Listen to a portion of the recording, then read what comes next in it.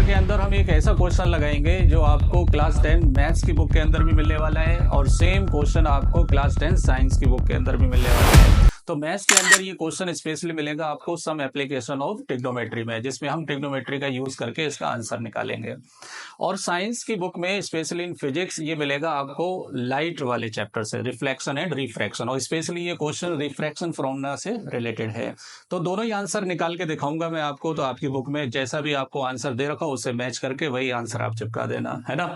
मैं हूं आपका मैथ्स मेंटर इजहारुद्दीन। अगर आपको ये सोल्यूशन पसंद आए तो वीडियो के एंड तक आप बने रहें। अगर पसंद आए तो चैनल को सब्सक्राइब जरूर करें। तो चलिए स्टार्ट करते हैं। सबसे पहला पार्ट में आपको मैथमेटिकल वे में सॉल्व कराता हूं। तो देखिए मैथ्स के अकॉर्डिंग कैसे सॉल्व होगा। तो इसके लिए आपको फिगर दे रखा है, तो फिगर मैं बना देता हूं। इसके अंदर बोला है कि एक टब है, उस टब के अंदर पानी भरा हुआ है, तो भर लेते हैं भाई पानी, है ना। एक ऑब्जेक्ट है ओ, जो इसकी तली पे रखा हुआ है, ये कोई ऑब्जेक्ट है ओ।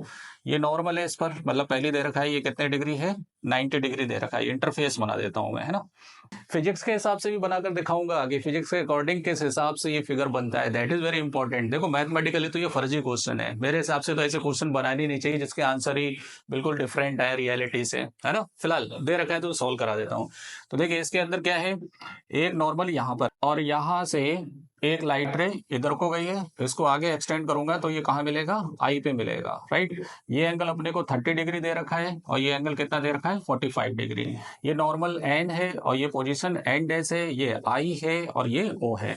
तो आपको क्या बताना है, आपको इसमें फाइंड करना है कि find the distance by which the object seems to be move. मतलब ओ से आई तक ये शिफ्ट हो गया, तो अपने को ओ आई बताना है। क्या बताना है, ओ आई, कि ओ आई की वैल्यू क्या होगी, राइट।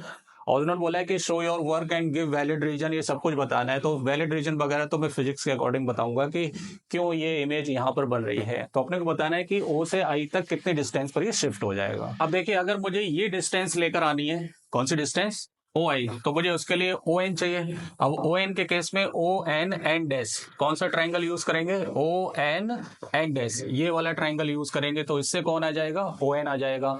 तो इसमें से अगर मैं एन आई माइनस कर दूं तो ओ आई आ जाएगा। तो एन आई के केस में कौन सा ट्राइंगल यूज करेंगे, I N and dash, I N and dash. अब ट्रिग्नोमेट्री लगाने के लिए तुम्हें एंगल 30 डिग्री दे रखा है, लेकिन ये एंगल नहीं पता है। तो ये एंगल कैसे, देखो ये नॉर्मल, ये नॉर्मल, ये नॉर्मल, ये नॉर्मल, ये नॉर्मल, ये नॉर्मल, नॉर्मल है ये, और ये कैसी है, ट्रांसवर्सल लाइन है। तो ये एंगल कितना है, 45। तो ये एंगल भी कितना होगा, 45। करस्पॉन्डिंग एंगल, कौन से एंगल है ये, करस्पॉन्डिंग। तो ये एंगल भी कितना हो गया, 45 डिग्री हो गया। तो इन दोनों ट्राइंगल के अंदर हम ट्रिग्नोमेट्री का यूज कर लेंगे, आंसर आ जाएगा। तो देखिए क्या यूज करेंगे, ये 90 डिग्री है तो ये भी 90 होगा क्योंकि नॉर्मल है ना ये। तो ये हो गया आपका बेस और ये हो गया परपेंडिकुलर। तो परपेंडिकुलर अपॉन बेस, पाकिस्तान भूखा प्यासा, हिंदुस्तान हरा भरा, याद तो हो गई आपको, है ना। परपेंडिकुलर अपॉन बेस कौन होता है, 10 होता है। तो दोनों ट्राइंगल में 10 का रेशियो लगा देंगे, आंसर आ जाएगा। तो बताइए भाई सबसे पहले कौन से ट्राइंगल में, बड़े वाले ट्राइंगल में क्या लिखेंगे, in triangle O N and dash, in triangle O N and dash, 10 30 equal to कितना हो गया, perpendicular N and dash upon base कितना हो गया, परपेंडिकुलर अपॉन बेस कितना हो गया, ये ओ एन, किसके बराबर हो गया, ये ओ एन के। 10 30 की वैल्यू कितनी होती है, 1/√3 equal to N N dash upon N N dash upon O N. इसको डाल दो इक्वेशन फर्स्ट। अब similarly in triangle I N N dash, I N N dash, इसमें लगाई भाई कितना हो गया, ये 10 45 इक्वल टू परपेंडिकुलर कौन हो गया, N N dash upon base कौन हो गया, आई एन, एन आई या फिर आई एन। इसकी वैल्यू कितनी होती है, 1 इक्वल टू किसके बराबर हो गया, N N dash upon I N. इसको डाल दो second, right. N N dash अपने को लाना नहीं है तो दोनों को हम क्या कर देंगे, डिवाइड कर देंगे। तो लिखो divide equation first and second. तो 1/√3 अपॉन 1 इक्वल टू, ये न्यूमरेटर है डिनोमिनेटर है, ये कितना आएगा, N N dash upon O N upon N N dash upon I N. तो ये तो 1 हट जाएगा, तो यहां से ये कितनी वैल्यू हो गई, 1/√3 इक्वल टू, इससे ये कैंसिल हो जाएगा, आई एन ऊपर जाएगा और ओ एन नीचे आ जाएगा। तो ये हो गया 1/√3 इक्वल टू, अब बताइए भाई आई एन कितना है, आई एन अपने को पता नहीं है तो आई एन को ऐसे रहने देंगे। और ओ एन कितना है, ओ एन अपने को दे रखा है 34। ये क्वेश्चन के अंदर अपने को पूरी डेप्थ दे रखी है कितनी, 34। तो यहाँ पर कितना आ जाएगा 34, cross multiply I N equal to ये इधर आ जाएगा 34/√3, राइट। और √3 की वैल्यू कितनी दे रखी है अपने को, √3 की वैल्यू दे रखी है 1.7। तो यहाँ पे वैल्यू पुट कर देंगे, तो 34/1.7, पॉइंट हटाएंगे 0 बढ़ेगा, तो 340/17। तो ये कितना आ गया 20, 17 दूनी 34 होते हैं ना, तो 20 आ गया। ये किसकी वैल्यू आ गई, आई एन की वैल्यू आ गई, आई एन की वैल्यू आ गई। तो लेकिन अपने को आई एन नहीं चाहिए, अपने को क्या चाहिए, ओ आई चाहिए। तो ओ आई कैसे निकलेगा, ओ आई कैसे निकलेगा, ओ आई कैसे निकलेगा, ओ एन में से क्या माइनस कर देंगे, एन आई माइनस कर देंगे। तो ओ एन कितना है, ओ एन पूरा 34 है, और ये कितना आया है 20 आया है। तो 20 माइनस कर देंगे तो कितना बचेगा, 14 सेंटीमीटर बचेगा। तो ओ आई कितना आ गया 14 सेंटीमीटर, ये इसका आंसर हो गया। तो ये तो मैथमेटिकल हो गया, राइट। अब मैं इसको फिजिक्स के अकॉर्डिंग कराता हूँ। फिजिक्स के अकॉर्डिंग इसका आंसर 14 सेंटीमीटर नहीं आएगा, कुछ और आएगा जो एक्चुअल में रियल आंसर होगा। तो इसीलिए तो मैं बोल रहा था कि ऐसे क्वेश्चन मत बनाओ कि जिसमें रियलिटी से आंसर क्या है, डिफरेंट है ना। चलिए फिलहाल अभी हम दूसरा मेथड सॉल्व करते हैं। अब देखिए ये क्वेश्चन साइंस के अकॉर्डिंग या फिजिक्स के अकॉर्डिंग किस तरह से सॉल्व होगा। इसमें रिफ्रैक्शन का फिनोमेना लगेगा। एक एक बात को बहुत ध्यान से सुनिए, पूरे कॉन्सेप्ट क्लियर करिए। अगर आप 12th क्लास में जाएंगे तो डेफिनेटली वहां पर भी आपको बहुत हेल्प करेगा, और 10th क्लास में तो 10th क्लास के अंदर भी आपको ये हेल्प करने वाला है। और स्पेशली आईसीएसई बोर्ड हो चाहे सीबीएसई बोर्ड हो, सभी में आपको ये हेल्प करने वाला है। तो देखिए किस तरह से इसको सॉल्व करेंगे। इन्होंने बोला एक बाथ टब है, इसके अंदर वाटर भरा हुआ है, राइट। अब जरा सोचो, यहां पर अगर मैं कोई ऑब्जेक्ट रख दूं, मैं मान लेता हूँ कॉइन रख देता हूँ, सिक्का रख देता हूँ, अभी इसके अंदर पानी भरा हुआ नहीं है, तो क्या होगा, कोई भी लाइट रे जब इस पर परपेंडिकुलर गिरेगी तो परपेंडिकुलर गिरने के बाद ये उसी रास्ते से क्या हो जाती है, वापस हो जाती है। अब मान लो यहाँ पर कोई ऑब्जर्वर है, यहाँ पर कोई ऑब्जर्वर है, राइट। अब ये ऑब्जर्वर अगर इस सिक्के को देखा गया तो ये अभी इसे तली पे ही दिखाई देगा, क्योंकि अभी तक यहाँ पर मीडियम चेंज नहीं हुआ है, यहाँ पर अभी कोई पानी या कोई लिक्विड भरा हुआ नहीं है, तो ये अभी तली पे ही दिखाई देगा, है ना। अब मैं क्या कर रहा हूँ, ये ऑब्जेक्ट O है, ये ऑब्जर्वर Q है। अब मैं क्या कर रहा हूँ, इसके अंदर पानी को भरता जा रहा हूँ, है ना। पानी जैसे जैसे भरता जाऊंगा मैं, तो मुझे एक अजीब सा जादू दिखाई देगा। वो जादू क्या होगा कि ये सिक्का मुझे कुछ इस पोजीशन पर दिखाई देगा। लेकिन वो कैसे दिखाई देता है, यही तो साइंस है। तो साइंस के अकॉर्डिंग क्या है कि जैसे जैसे आप इसमें पानी भरेंगे तो इस पानी का जो प्रॉपर्टी होती है that is called refractive index, उसकी वजह से क्या होगा कि जब भी कोई लाइट रे डेंसर से रेयरर में जाती है, तो देखो अभी जब पानी नहीं था तो कोई मीडियम नहीं था, तो सीधी चली गई थी लाइट रे। अब मैं यहाँ पर एक नॉर्मल ले देता हूँ समझाने के लिए। अब जब भी कोई लाइट रे डेंसर से रेयरर में जाती है, तो अवेरी नॉर्मल हो जाती है, मतलब उसकी स्पीड क्या हो जाती है, बढ़ जाती है ना। तो जैसे ये डेंसर से रेयरर में जाएगी तो स्पीड बढ़ेगी। तो तब थोड़ा इधर को ऐसे बना देता हूँ समझ में आए, है ना, इस तरीके से। तो ये क्या हो जाएगा, अभी नॉर्मल हो जाएगा। तो अभी नॉर्मल होगा, देखो नॉर्मल इधर है, तो अभी जब मीडियम नहीं था तो सीधी जा रही थी इस तरह से, तो अभी नॉर्मल इधर कोई तो जाएगा, तो ये लाइटर इधर को बेंड हो जाएगी। अब ऑब्जर्वर की टेंडेंसी क्या होती है, जब भी हम कोई चीज देखते हैं तो उसको रिट्रेस करते हैं, तो सीधी तो लाइट रे रिट्रेस करते हैं, तो वो हमें वर्चुअल इमेज यहाँ पे दिखाई देगी। मतलब वर्चुअल इमेज का क्या मतलब है कि अगर आप ऐसे हाथ से सिक्का उठाने की कोशिश करेंगे तो वहां सिक्का नहीं होगा, वो एक वर्चुअल इमेज है, इल्यूजन है कि यहाँ पे दिख रहा है कि यहाँ पर इमेज बन रही है, लेकिन वहां पर ऑब्जेक्ट नहीं होता है, ऑब्जेक्ट तो यही होता है। तो ये किस वजह से हुआ, जब मैंने इसके अंदर पानी डाला तभी तो हुआ, पानी नहीं डालता तो ये सिक्का यही दिखाई दे रहा था। पानी डालते ही क्या हुआ, इसके अंदर रिफ्रैक्शन का फिनोमेना आ गया। लिक्विड का जो रिफ्रैक्टिव इंडेक्स है, अच्छा क्वेश्चन के अंदर आपको रिफ्रैक्टिव इंडेक्स नहीं दिया है, वाटर का जो रिफ्रैक्टिव इंडेक्स होता है, एन से दिखाओ चाहे म्यू से दिखाओ, वो होता है 1.33। कितना होता है 1.33।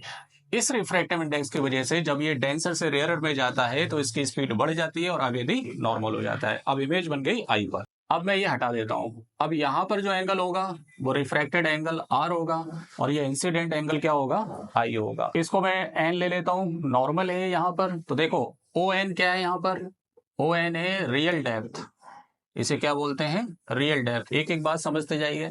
और एन आई क्या है, एन आई क्या है, एपरेंट डेप्थ, एपरेंट डेप्थ जो है नहीं लेकिन दिख रही है, आ रही बात समझ में, उसे क्या बोलते हैं, एपरेंट डेप्थ। और ओ आई क्या है, ओ आई कहलाता है नॉर्मल शिफ्ट। क्या कहलाता है ये? नॉर्मल शिफ्ट, की मतलब कितना ऊपर की तरफ परपेंडिकुलर वो शिफ्ट हो गया है सिक्का, है ना, that is called normal shift. तो आपसे क्वेश्चन में ये पूछा गया है कि नॉर्मल शिफ्ट बताओ, क्या बताओ? Normal shift. तो यहां से एक फॉर्मूला निकल कर आता है, refractive index is equal to real depth upon apparent depth, upon apparent depth. अब ये फॉर्मूला कैसे आता है, अभी एंड तक बने रहे वीडियो के, ये फॉर्मूला ही बताऊंगा, लेकिन पहले मैं इसका आंसर निकाल के बता देता हूं। अब बताइए भाई, यहां से आपको नॉर्मल शिफ्ट बताना है, तो नॉर्मल शिफ्ट तभी पता चलेगा जब आपको एपरेंट डेप्थ पता होना चाहिए। तो यहां से एपरेंट डेप्थ निकाल लो पहले। एपरेंट डेप्थ किसके बराबर आएगी? Real depth upon mu. और रियल डेप्थ कितनी है यहां से यहां तक? 34। तो 34 अपॉन रिफ्रैक्टिव इंडेक्स कितना होता है वाटर का? 1.33, 1.33। अगर मैं इसको इससे डिवाइड करूं तो पॉइंट हटा के जीरो बढ़ाऊंगा, तो 3400 अपॉन 133। इसको अगर मैं डिवाइड करूंगा तो ये लगभग कितना आएगा? 25.56 आएगा। मतलब ये हाइट कितनी हो गई? 25.56 हो गई। और पूरी कितनी है? 34 है। तो 34 में से ऐसे माइनस कर दीजिए, ओ आई आ जाएगा। तो ओ आई किसके बराबर हो गया? 34। पूरी हाइट में से 25.56 माइनस कर दें तो लगभग कितना आएगा? 8.44 सेंटीमीटर। ये एक्चुअल में अगर आप लिक्विड जो वाटर डाल रहे हैं ना, क्योंकि उसमें क्वेश्चन के अंदर वाटर बोला है, तो जो फैक्ट है, जो सच्चाई है, उसका रिफ्रैक्टिव इंडेक्स 1.33 है, इसके अकॉर्डिंग आएगा 8.44। तो फिजिक्स के अकॉर्डिंग या फिर आप रियलिटी बोले तो उसकी जो अपेरेंट डेप्थ होगी वो इतनी दिखाई देगी, और नॉर्मल शिफ्ट जो है सिक्का यहाँ से यहाँ दिखाई देगा। तो इसका एग्जैक्ट आंसर कितना होना चाहिए? 8.44। अगर आपकी मैथ्स की बुक में तो आंसर 14 सेंटीमीटर आएगा। अब क्वेश्चन उठता है कि सर ये फॉर्मूला कैसे बना? देखिए ये इंसिडेंट एंगल आई है, ये आर है, तो ये भी कितना होगा? आर होगा।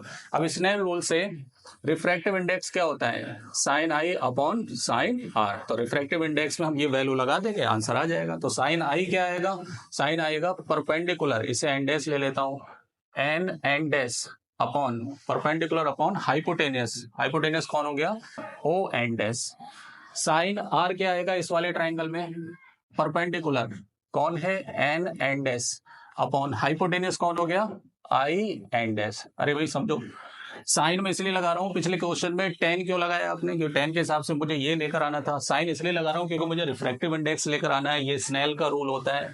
कौन सा रूल है ये? Snell's rule. इसके अकॉर्डिंग रिफ्रैक्टिव इंडेक्स की वैल्यू यही तो होती है।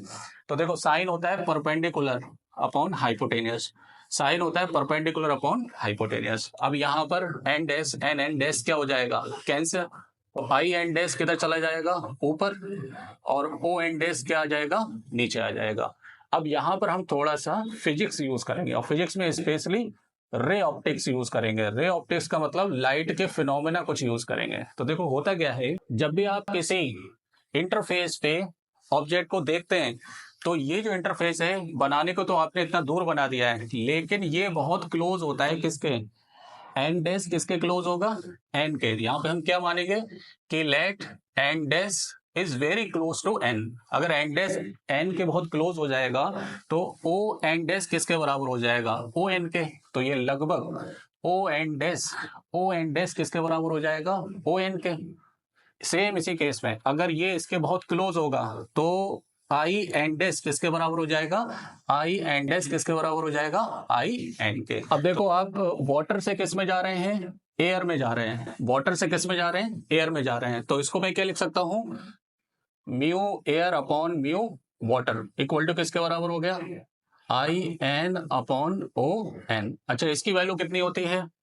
इसकी वैल्यू कितनी होती है? 1। रिफ्रैक्टिव इंडेक्स ऑफ वाटर किसके बराबर होता है? 1 के बराबर। तो 1 अपॉन म्यू, म्यू मतलब वाटर या कोई भी लिक्विड है उसका रिफ्रैक्टिव इंडेक्स है। और किसके बराबर हो गया ये? I N upon O N. तो यहाँ से म्यू किसके बराबर हो गया? O N upon I N. Right, यही फॉर्मूला मैंने यहाँ पर लिख कर दिखाया था। ओ एन कौन है? ओ एन है real depth. Which one is real depth upon I N कौन है? आई एन कौन है? Apparent depth. एपरेंट डेप्थ, यही तो फॉर्मूला लिखा था, है ना। थोड़ा सा मैं फिर से एक्सप्लेन कर देता हूँ जिससे आपको कंफ्यूजन ना हो। यहाँ तक तो समझ में आया होगा आपको, राइट। अब यहाँ पे क्या किया? फिजिक्स का यूज किया है। फिजिक्स का कैसे? ऑब्जर्वर जरूरी नहीं कि इसी पॉइंट पर देखे, वही सेम फिनोमेना इस पॉइंट पे भी हो सकता है, वही सेम फिनोमेना यहाँ पर भी हो सकता है, सेम फिनोमेना यहाँ पर भी हो सकता है। अगर ये इसके बहुत क्लोज हुआ तो एन डैश अप्रोक्स किसके बराबर, अप्रोचेस टू एन। अगर ये इसके बहुत क्लोज हुआ तो क्या होगा कि ओ एन डैश किसके बराबर हो जाएगा, ओ एन के, तो ओ एन डैश की जगह ओ एन, और आई एन डैश किसके बराबर हो जाएगा, आई एन के, राइट। अब मैंने ये जो फिनोमेना लिया है वो वाटर से एयर में जा रहा हूं मैं, वाटर से एयर में, तो refractive index water to air, right. Water to air लिखते कैसे हैं, mu A upon mu W, है ना, ये बाद में लिखते हैं, ये वाला ऊपर लिखेंगे, ये वाला किधर लिखेंगे, नीचे। और एयर का रिफ्रैक्टिव इंडेक्स कितना होता है, 1 होता है, और ये वाटर का है तो म्यू डब्ल्यू को आप क्या लिख सकते हैं, म्यू लिख सकते हैं। किसी का भी रिफ्रैक्टिव इंडेक्स फिलहाल ये वाटर का है तो म्यू डब्ल्यू भी लिख सकते हैं।